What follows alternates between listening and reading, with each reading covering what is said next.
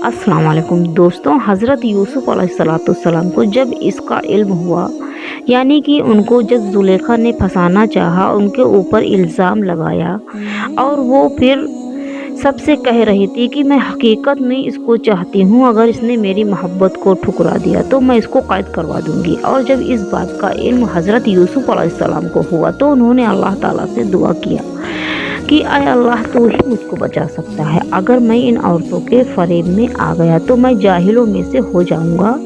इससे बेहतर यह है कि मुझे कैद खाने में डाल दिया जाए। अल्लाह रब्बुल इज़्ज़त ने हज़रत यूसुफ़ अलैहिस्सलाम की दुआ कबूल की और वो जेल में डाल दिए गए। हज़रत यूसुफ़ अलैहिस्सलाम से पहले जेल में 2 कैदी और भी थे, एक शाही बावर्ची और दूसरा बादशाह को शराब पिलाने वाला साकी।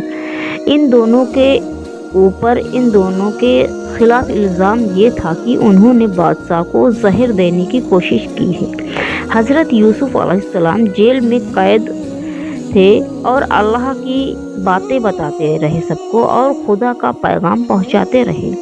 एक दिन ये दोनों कैद खाने में, यानी कि साकी और बावर्ची ने हज़रत यूसुफ़ अलैहिस्सलाम के पास आए जेल में और उन्होंने कहा कि हमने एक अजीब सा ख्वाब देखा है। साकी ने कहा कि मैंने देखा है कि बादशाह को अंगूर की शराब पिला रहा हूँ, और बावर्ची ने कहा कि मैंने देखा है कि ख्वाब में मेरे सर पर रोटियां रखी हुई हैं और उनको परिंदे नोच नोच कर खा रहे हैं। ये ख्वाब बयान करने के बाद में उन्होंने हज़रत यूसुफ़ अलैहिस्सलाम से इसकी ताबीर पूछी तो हज़रत यूसुफ़ अलैहिस्सलाम ने बताया कि साकी, तो तू जेल से छूट जाएगा और फिर बादशाह की मुलाजमत में जाकर उसको, यानी कि बादशाह को शराब पिलाएगा और बावर्ची को सूली चढ़ा दिया जाएगा और इसकी लाश को जानवर नोच नोच कर खाएंगे और खा रहे हैं। ऐसा ही हुआ। अल्लाह ताला ने साकी को रिहा कर दिया और बावर्ची को सूली हो गई। हज़रत यूसुफ़ अलैहिस्सलाम इस वाक़ये के बाद भी सालों जेल में रहे, लेकिन किसी को इनकी रिहाई का ख्याल तक नहीं आया। इत्तेफाक से एक रोज़ मिस्र के बादशाह, यानी कि अजीज़ा मिस्र ने ख्वाब में देखा कि 7 दुबली पतली गायें और 7 मोटी ताजी गायों को खा रही हैं और 7 हरी और 7 सूखी हुई बैलें देखी ख्वाब में बादशाह ने अपने दरबारियों से इसकी ताबीर पूछी, मगर कोई भी सही जवाब नहीं दे सका। इस मौके पर साकी को याद आया कि उसने अपना ख्वाब हज़रत यूसुफ़ अलैहिस्सलाम से पूछा था और आपका जवाब बिल्कुल सही हुआ था। उसने कहा कि जेल में एक शख्स है जो ख्वाब की सही ताबीर बयान करता है। बादशाह से, जिसको अजीज़ा मिस्र कहते हैं, बादशाह से शाकी ने इजाज़त ली और इजाज़त लेकर वो जेल में गया और हज़रत यूसुफ़ अलैहिस्सलाम से सारा वाक़या बयान किया बादशाह के ख्वाब का।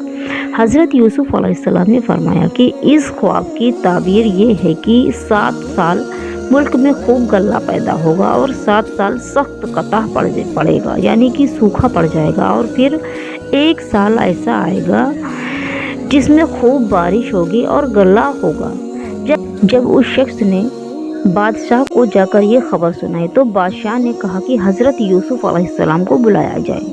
जब वो शख्स दोबारा हज़रत यूसुफ़ अलैहिस्सलाम के पास गया और बादशाह का पैगाम सुनाया तो आपने फरमाया, यानी कि हज़रत यूसुफ़ अलैहिस्सलाम ने फरमाया कि उन औरतों का क्या हाल है जिन्होंने अपने हाथ काट लिए थे। बेशक मेरा रब इन औरतों के मक्र फरेब से वाकिफ़ है।